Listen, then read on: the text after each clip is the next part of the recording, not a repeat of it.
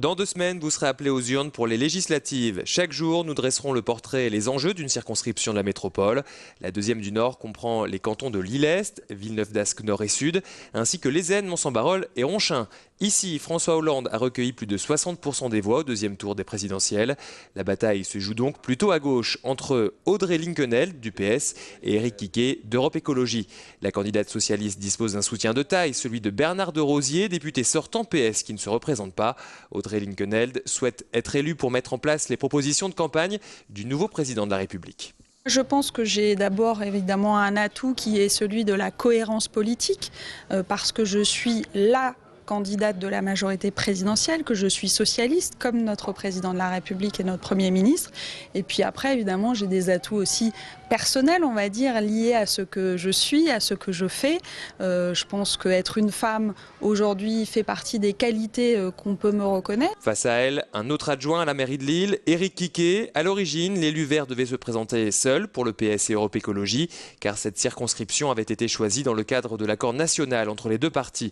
Mais finalement, les instances ont sélectionné la 8e circonscription pour présenter un candidat commun. Il n'y a pas eu d'accord sur cette circonscription entre les deux partis. Après, Audrey Linkenheld, on le sait, elle est candidate par hasard sur cette circonscription et ce n'est pas un reproche que je lui fais. Elle devait être au Sénat. Elle a dû se retirer au dernier moment de la liste sénatoriale. Je le regrette pour elle. Donc elle débarque dans une circonscription où elle n'est pas connue. Voilà, donc moi je n'ai pas commenté ça, je le constate. Attention également au front de gauche qui laisse une belle place à la jeunesse en présentant Hugo Bernalicis. Le jeune homme de 22 ans croit en ses chances et souhaite surfer sur la vague initiée par Jean-Luc Mélenchon. Je pense qu'on a beaucoup plus qu'une chance. Ici sur la circonscription, on fait 15,45% au premier tour de l'élection présidentielle.